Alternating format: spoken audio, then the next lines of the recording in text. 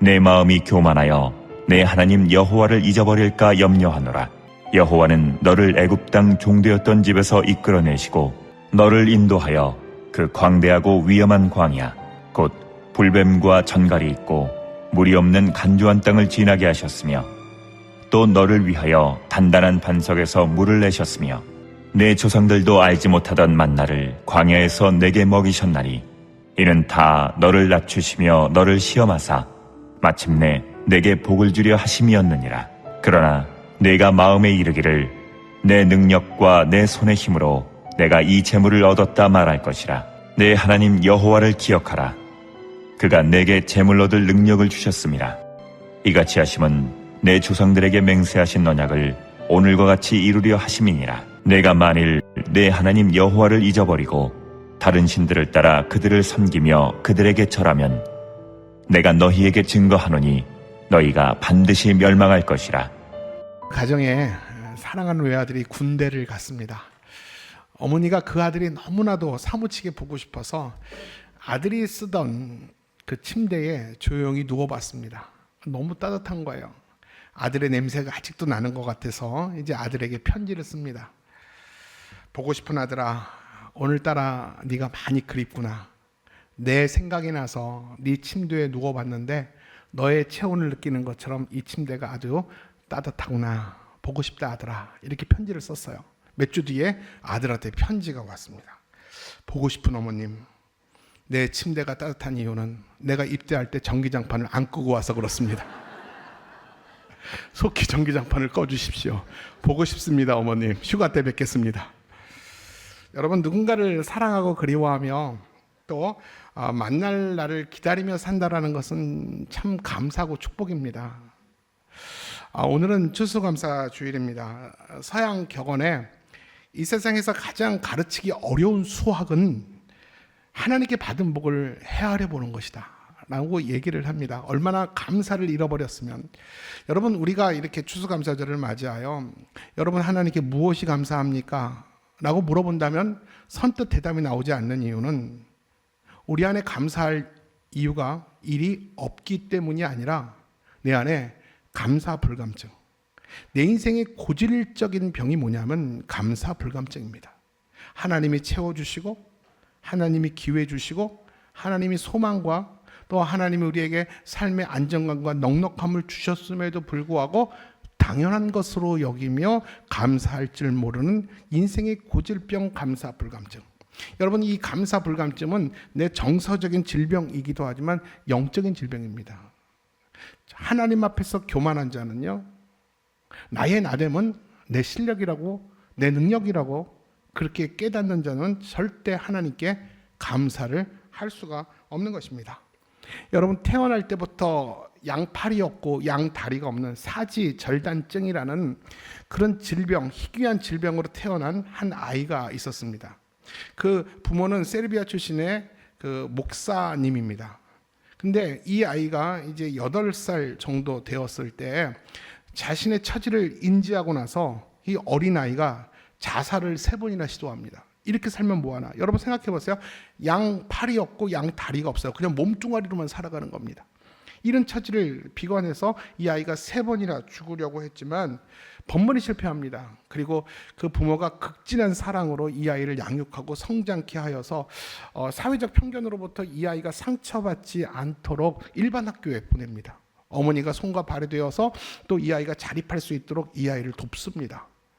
그리고 정상적인 아이들이 다니는 초등학교, 중학교, 고등학교, 그리고 호주에 있는 그리피스 대학에 입학을 시킵니다. 그리고 거기서 2가지 메이저 전공을 합니다. 이게 뭐냐면 회계학과 경영학을 우수한 성적으로 졸업을 하게 됩니다. 그뿐 아니라 이 팔도 다리도 없는 상태에서 스케이트보드를 타고 서핑을 하고 드럼을 연주하고 피아노를 치고 골프를 치고 수영까지도 합니다.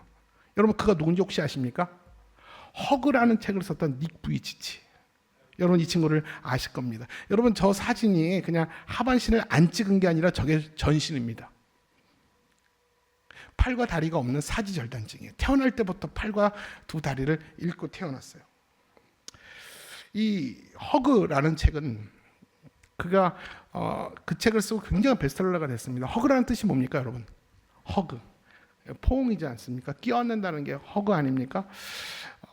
어린 시절부터 죽음을 생각했던 그 친구가 자신의 한계와 약점을 인정하고 그런 자신을 밀어내지 않고 그런 자신을 껴안기 시작했습니다.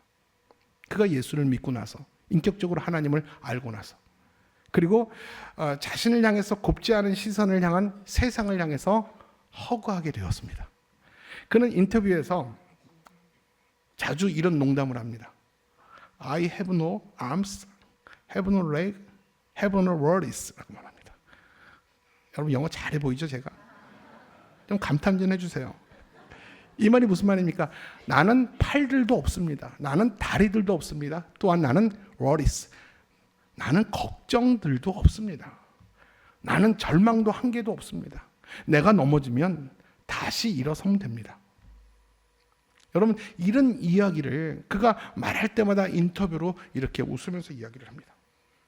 닉 부이치치는요 얼굴과 몸통만 덩그러니 있어요. 저게 전부예요. 그리고 그 몸통 밑에 요만한 발 같은 게 하나 있어요. 발도 제대로 생긴 발이 아닙니다. 그 발로 컴퓨터를 치고 그 발로 수영을 하고 그 발로 스케이트보드를 탑니다.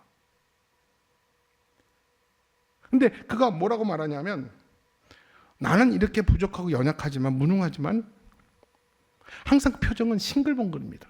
항상 싱글벙글하면서 긍정의 아이콘으로 정말 건강한 사람들, 모든 것을 다 가진 사람들을 부끄럽게 하는 것이 닉 부이치치였어요. 닉 부이치치는 이 땅에 태어나면서 정말 최악의 상황에서 태어나게 됩니다. 그러나 그가 73년생인가 4년생인데 지금도 50대 초반인데 조금도 불편함 없이 진짜 누구보다도 멋진 인생을 살고 있는 사람이 닉 부이치치예요. 닉 부이치치는요 그의 책에서 이렇게 말합니다. 내 자신에 비해서 모든 것을 가졌으나 그래서 모든 걱정을 안고 사는 사람들에게 이렇게 권면을 합니다. 내가 이토록 눈물겹게 감사할 수 있다면 세상 사람 누구나 감사하며 기뻐하며 살 수 있을 것입니다. 범사에 감사하십시오. 여러분 이것이 우리에게 말하는 의미가 굉장히 큽니다. 내 자신에 비해서 모든 것을 다 가졌잖아요.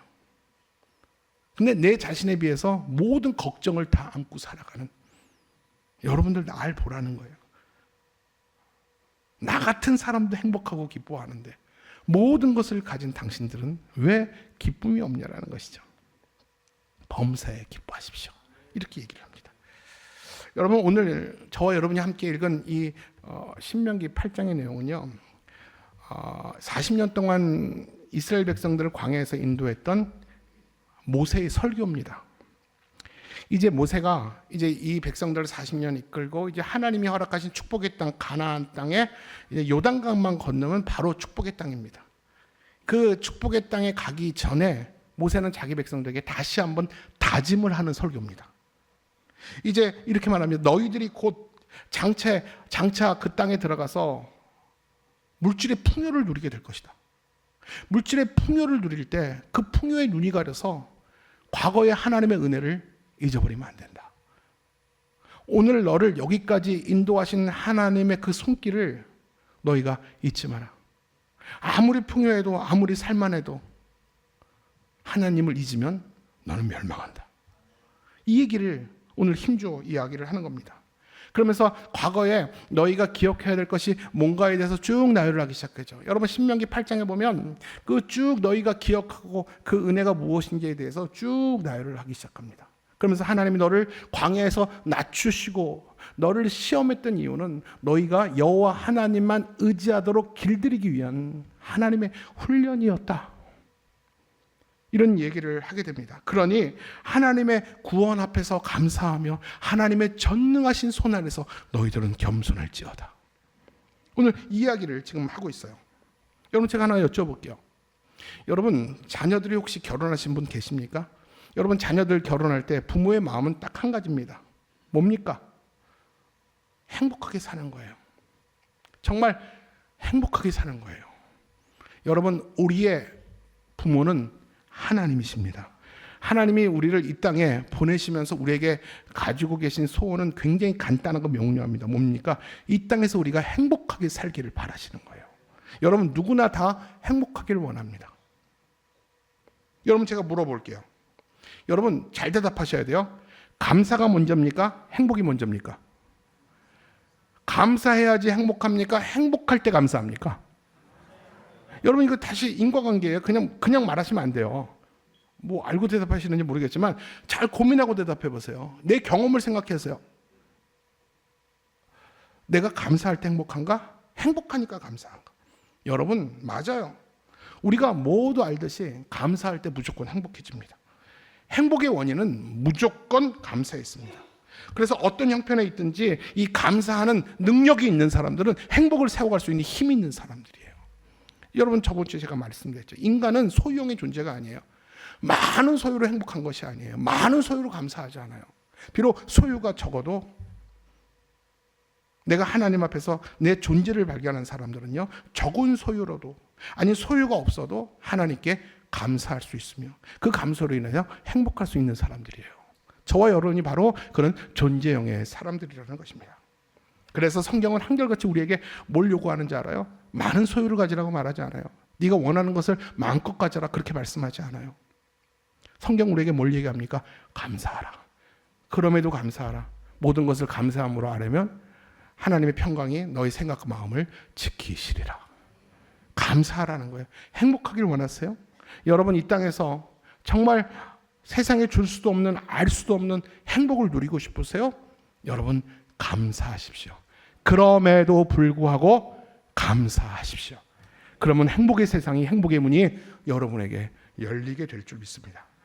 사랑하는 여러분, 그렇다면 감사하는 그리스도인으로 우리가 살기 위해서 우리가 구체적으로 어떻게 해야 됩니까? 오늘 본문 가운데 조금 겹치는 의미가 있지만 세 가지를 말해요. 너희가 정말 감사하며 행복하게 살기를 원한다면 오늘부터 당장 이 세 가지를 본문의 말씀을 통해서 실천해 보라고 말합니다. 그 첫 번째가 뭐냐면요, 과거의 은혜를 기억하며 감사하라는 겁니다. 과거의 은혜를 기억하며 오늘 현재 감사를 고백하라는 것입니다. 우리 4절 말씀 한번 읽어볼게요. 시작. 이 40년 동안에 내 의복이 헤어지지 아니하였고 내 발이 부르트지 아니하였느니라. 하나님이 내게 베푸셨던 그 은혜의 날들을 잊지 않고 기억하고 사는 것이 그리스도인의 감사예요. 교만이 뭔지 아세요? 지금까지 나와 함께 하셨던 하나님의 은혜를 잊는 거예요.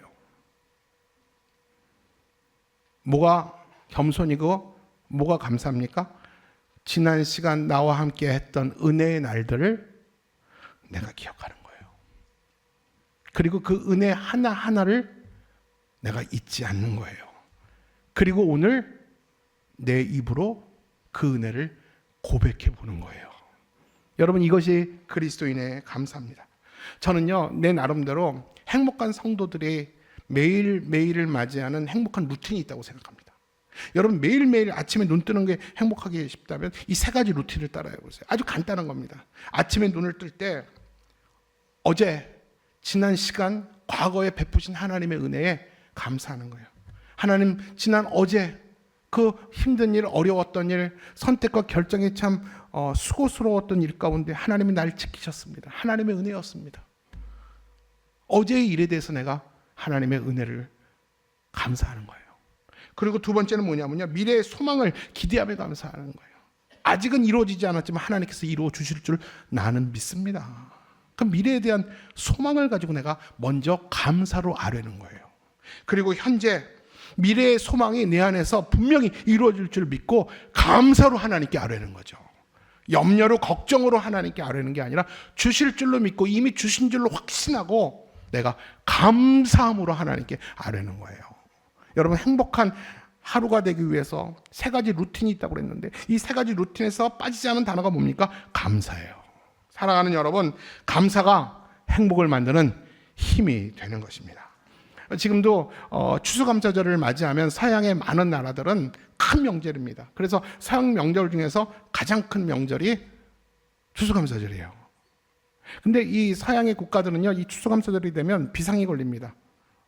왜냐하면 흥청망청하고 이 술을 많이 먹기 때문에 사건과 사고가 많이 일어나기 때문에 긴장합니다. 우리나라도 마찬가지죠. 여러분 우리나라에서 가장 큰 명절이 뭡니까? 여러분에게는 추석입니까? 결혼한 분들에게는 구정이고 추석이죠. 근데 결혼하지 않은 우리 20대, 10대 청년들에게 가장 큰 명절은 뭐냐면 서양의 변질된 추수감사절 할로윈데이. 여러분 그게 압니까? 할로윈데이 그 호박 뒤집어 쓴 귀신들. 이게 언제부터 우리나라의 할로윈데이라고 그 서양의 쉽게 말하면 추수감사절이 변질된 거거든요. 왜곡된 거거든요. 이게 할로윈데이가 와가지고요. 실제로 우리나라도 2022년도 이태원에서 엄청난 사고가 일어나지 않습니까? 여러분 기억하십시오. 감사를 잃어버리고 감사가 변질되면 위기가 찾아오게 되어 있어요. 저와 여러분 물질 문명 사회 속에 살아갑니다. 물질의 풍요가 축복이라고 생각을 하고 살죠. 그런데 우리가 이런 불편함이 없는 물질의 이 이기 속에서 살아가면서 우리 성도된 저와 여러분이 과거에 하나님의 은혜를 잊으면 더 이상 이 물질의 풍요가 우리를 부욕해 하지 않아요. 이 물질의 부요가 오히려 우리 신앙과 우리 삶에 위기를 만들어낸다라는 것입니다. 여러분 하나님 없는 물질의 풍요. 여러분 우리가 교회에 나와서 오늘 예배를 드려도 한번 잘 들어보세요. 예배를 드려도 하나님 없어도 내가 사는 것에 불편함이 없다. 하나님이 날 도와주지 않아도 내가 직장 나가서 내가 월급을 받고 우리 자녀들이 학교를 다니고 대학을 가고 우리 자녀들이 결혼하고 내가 건강한 거 하나님이 도와주지 않아도 하나님이 없어도 얼마든지 다 가능한 일이다. 이게 뭔지 아면 세속주의예요. 하나님이 없어도 나의 노력과 성실함으로 나는 여기까지 왔다. 이게 뭔지 알아요? 인본주의예요. 하나님이 없을 수도 있겠구나. 하나님이 없구나. 이게 무슨 논리예요? 하나님이 있는지 없는지 난 모르겠다. 이건 불가지론자들이에요. 여러분 교회를 와도 하나님 없는 부요 속에 살면 이런 인본주의, 세속주의, 불가지론자들, 무신론자들 이런 사상이 우리 안에 팽배해질 수 있어요. 여러분 잘 들어보세요. 하나님이 대놓고 없다고 하는 것만 무신론이 아니에요. 교회 우리가 예배를 나와도 내 삶에서 월요일부터 토요일까지 내 삶에서 전혀 하나님 믿는 사람처럼 살지 않는 그런 실천적 무신론자들도 무신론이에요. 여러분 한국교회 진짜 위기가 뭔지 아십니까? 한국교회가 이렇게 부유하고 한국교회가 수많은 사람 수천 명 수만 명이 모여도 하나님의 은혜를 잊고 하나님께 감사를 잃어버리면 교회 안에 이런 실천적 무신론자들만 배출하게 되어 있어요. 하나님이 없어도 얼마든지 잘 살 수 있다는 이 세속주의와 인본주의자들만 이 교회 안에 배출되고 꽉 차 있다면 여러분 그런 교회가 이 시대의 소망이 될 수 있겠습니까?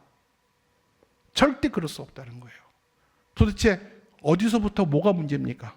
과거 하나님의 은혜를 잃어버리는 것부터 이런 위기가 찾아오기 시작한 것입니다. 사랑하는 여러분, 오늘 우리가 봉독한 이 신명기 말씀은 그 위험성을 경고하는 모세의 메시지예요. 너희가 이런 시대를 살아갈 터인데, 너희가 21세기에 하나님 없는 풍요와 부유의 시대를 너희들이 살아갈 터인데 하나님이 없어도 얼마든지 잘 살 수 있을 것 같은 그런 착각과 생각이 너희들이 들 텐데 그 시대 속에서 하나님을 기억하라. 하나님을 기억하지 않으면 너희의 미래는 없다. 너희는 멸망하리라. 이것이 오늘 본문에 모세가 우리 이스라엘 백성들에게 자기 백성들에게 하는 말씀 아닙니까? 그들은 부모 대대로 애굽의 노예로 살았어요. 그들은 하나님께 그 고통을 아뢰입니다. 하나님이 그 고통을 들으시고 모세를 통해서 자기 백성을 출애굽시키셨어요. 하나님은 자기 백성들을 광야를 지나실 때 불기둥과 구름기둥으로 자기 백성을 지키시고 보호하셨어요. 그리고 광야 가운데 적을 만나면 하나님이 친히 가서 싸워주셨어요. 모세가 두 손만 들고 있으면요 자기 백성들이 아말렉 군대를 이겼어요. 모세가 두 손만 들고 있으면 하나님이 직접 싸워주신 거예요. 그리고 오늘 하루에 전쟁이 끝나야 되니까 해가 지나기 전에 하나님이 태양을 멈췄어요. 태양아 멈춰라. 아얄람 골짜기 속에 멈춰라. 그래가지고요 태양까지 멈추면서 자기 백성을 이기게 하시고 자기 백성을 지켜주셨어요. 광야에서. 그리고 무엇보다 40년 광야 생활 가운데 옷이 헤어지지 않고 40년 동안 쉬지 않고 걸었는데 그 발이 부러뜨지 않도록 하나님이 그 거친 광야를 업어서 그 광야를 건너주셨다고 성경은 기록하고 있어요. 이게 하나님의 은혜예요. 근데 그 은혜를 조금 살만하다고 하나님의 은혜를 잊어버리지 말라는 거예요.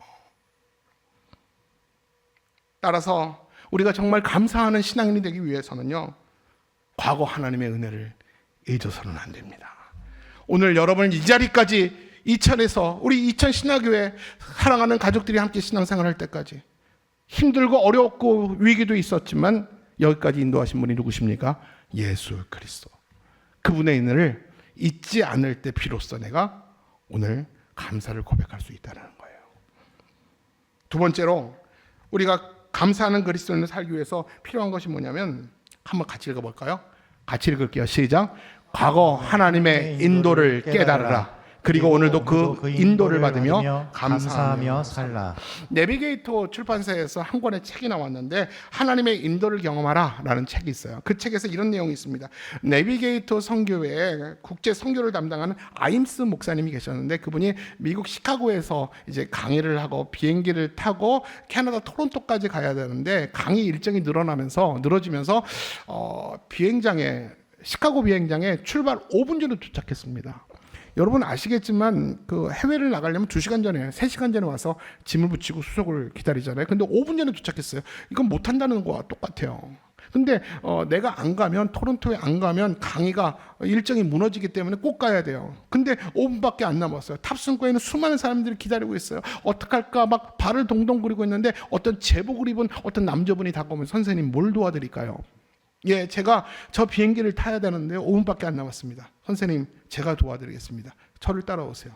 그리고 수속을 막 밟아주고 그분을 인도하는 거예요. 그러자 그 목사님이 얼마나 고맙겠습니까? 그래서 그분에게 물어봅니다. 선생님, 혹시 누구십니까? 라고 말하자 선생님이 타고 가야 될 비행기 기장입니다. 그 순간에 그는 안심을 하게 됩니다. 왜냐하면 조종사와 함께 있기 때문에 조종사가 여기 있기 때문에 절대 비행기가 비행하지 않는다는 것이죠. 아임스 목사님 말합니다. 이것이 하나님의 인도라는 것이죠. 우리 인생의 조종사가 나와 함께 합니다. 우리 인생의 조종사가 나를 떠나지 않습니다. 태어나는 순간 과거에서 지금까지 앞으로도 미래에도 내 인생의 조종사는 주님이십니다. 여러분 힘들고 어렵고 나 혼자밖에 없다는 극한 외로움 가운데 있을 때 있어요. 그때도 우리 주님께서는 조그만 실수나 빈틈없이 저와 여러분을 이 자리까지 인도하고 계심을 여러분 믿으시길 바랍니다. 여러분 여기까지 인도하신 분이 진심으로 에베네셀 하나님이라는 사실을 믿고 신뢰하신다면 여러분 우리가 어떠한 상황을 만날지라도 걱정과 두려움 대신 감사가 치밀어 오르게 될 줄 믿습니다. 과거에도 신실하게 나를 배신하지 않고 성실하게 나를 인도하신 그분이 하나님이 내 손을 절대 놓치지 않는다라는 것입니다. 우리 15절 말씀이에요. 15절 시작. 너를 인도하여 그 광대하고 위험한 광야 곧 불뱀과 전갈이 있고 물이 없는 간조한 땅을 지나게 하셨으며 또 너를 위하여 단단한 반석에서 물을 내셨으며. 여러분 삶이 힘들고 어려우세요? 지금 이 극심한 고통 가운데 나 혼자 버려진 느낌이 드십니까? 여러분 만약에 지금이 그 순간이라면 여러분 실력으로 살지 말고 하나님의 실력으로 살아보시기를 바랍니다. 이 상황을 내 경험과 내 성실함으로 극복하고 발버둥 치지 마시고요. 하나님께 내 인생의 운전대를 맡기세요. 나보다 내 인생을 더 잘 아시는 하나님께 항복하세요. 하나님 난 더 이상 어떻게 할 도리가 없습니다. 이제 내 실력은 여기까지입니다. 내가 여기까지 해봤지만 난 지치고 병들었습니다. 다 실패했습니다. 엉망진창이 됐습니다. 이제 내가 하나님께 운전대를 맡깁니다. 여러분 지금까지도 여러분의 실력이 아니었어요. 하나님의 실력이었어요. 이제 완전히 하나님께 여러분을 맡겨보라는 것입니다. 지나간 모든 날들이 다 하나님의 은혜의 전적인 인도였음을 인정하고 고백해 보세요. 하나님의 손이 나를 붙들고 여기까지 온 것이 아니라 하나님이 내 손을 붙들고 여기까지 왔다는 사실을 깨닫고 진심으로 고백하신다면 하나님의 인도하심이 평생 저와 여러분을 떠나지 않게 될 줄로 믿습니다. 여러분 내가 붙들면 놓쳐요. 내가 붙들고 있으면 예수님보다 더 좋은 걸 있으면 이거 놓고 이거 잡아요. 그러니까 우리는 하루에도 12번씩 조석변이 변하는 사람들이에요. 여러분 의지 믿지 마세요. 하나님이 날 붙드셔야 돼요.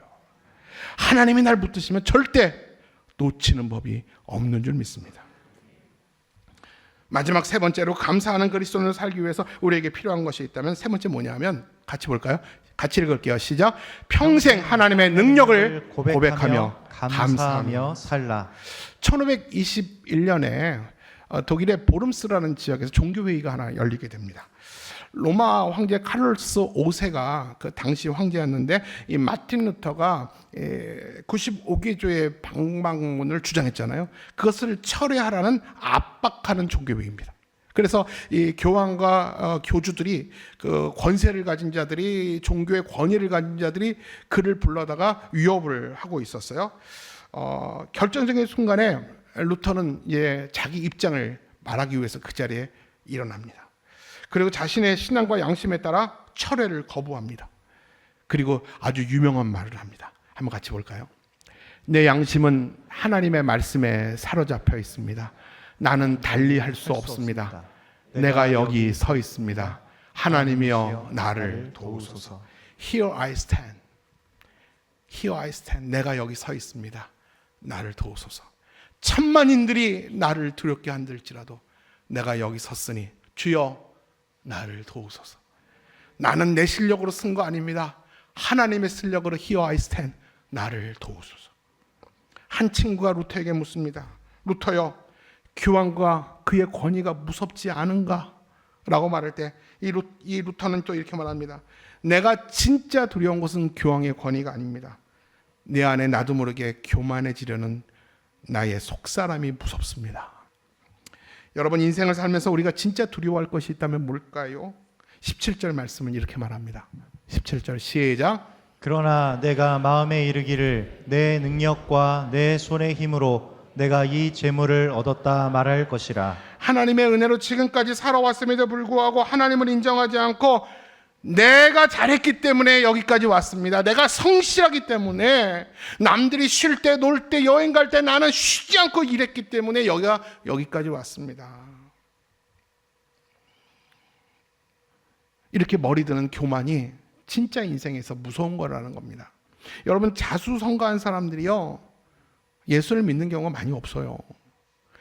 자신의 고집과 자신의 의지를 가지고 여기 치열하게 살아왔기 때문에 누구도 인정하지 않습니다. 자기만 믿습니다. 나 믿고 여기까지 왔기 때문에 그 누군가 하나님을 인정하지 않아요. 누군가도 인정하지 않고 믿지도 않고 오직 나밖에 없습니다. 여러분, 이게 교만이에요. 여러분, 내 인생에 있어서 하나님을 인정하지 않으면 감사할 수 없습니다. 여러분, 생각해 보세요. 자수성가한 분들, 내가 여기까지 살아왔는데 하나님 뭘 도와줬다고? 여러분, 이렇게 생각하는 사람들은요, 내가 다 했는데 왜 내가 하나님께 감사해? 하나님을 인정하지 않는 것은, 여러분, 이것이 교만이고요, 감사를 잃어버리는 거예요. 그런 자들에게 하나님은 말씀합니다. 우리 18절이에요. 18절 제가 읽을게요. 자, 제가 읽으면서 설명할게요. 내 하나님 여호와를 기억하라. 오늘 지금 너의 풍요 가운데 복받았다고 말하는 너희들, 너 여호와 하나님을 기억하라. 그가 너에게 재물 얻을 능력을 주셨다. 네 실력이 아니다. 하나님의 실력이다. 네 능력이 아니다. 하나님의 능력이었다. 그리고 네가 얻은 이 부요함과 이 성공은 너희 조상들에게 하나님이 약속하신 것이 이루어졌을 뿐이다. 하나님을 인정하라는 것입니다. 지난 과거의 하나님의 은혜, 지금까지 너를 성실히 붙들고 여기까지 오신 하나님의 손길에 하나님을 인정하고 감사하라는 것입니다. 사랑하는 여러분, 오늘 나의 나됨은 내 힘도 내 능력도 아니고 오직 하나님의 힘과 능력이었음을 겸손히 능하신 손 아래서 고백하라는 것입니다. 따라서 진정한 감사는 내가 아닙니다. 오직 주의 능력이라고 고백할 때 감사가 깊어지는 것입니다. 말씀을 정리하겠습니다. 여러분, 일본에서 빙점이라는 4권의 소설이 있습니다. 이 작가는 미우라 아야코라는 여성 작가입니다. 그가 처녀 때 젊은 나이에 죽을 질병에 걸렸었어요.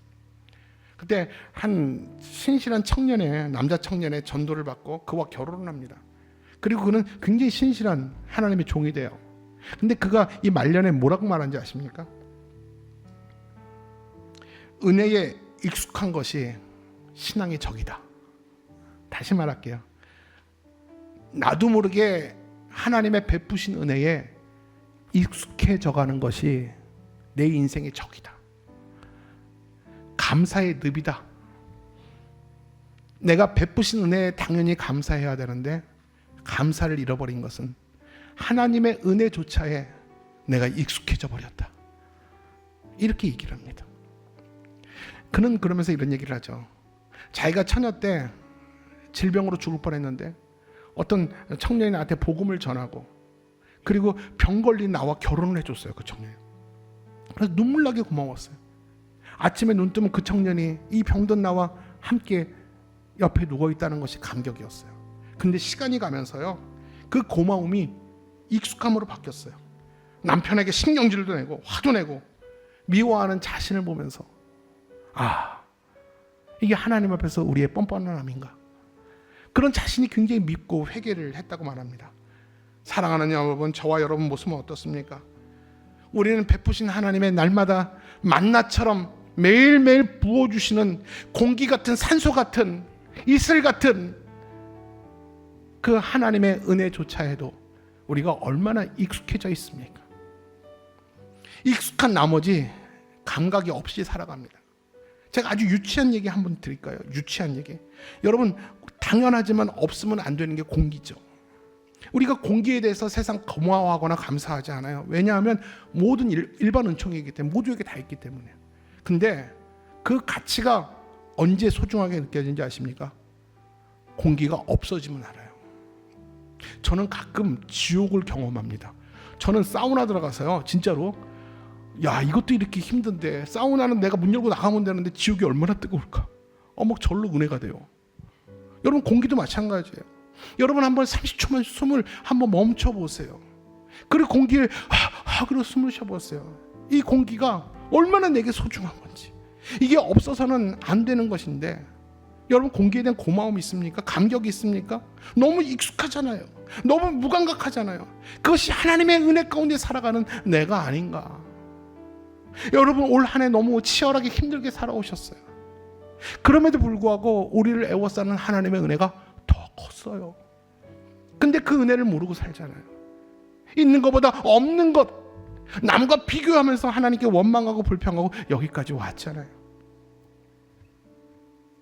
여러분, 감사는요, 익숙함과 상반된 관정이에요. 익숙함은요, 감사까지 가는 늪이에요. 여러분, 익숙함의 늪을 건너야지 감사의 세상이 열립니다. 여러분, 다시 말합니다.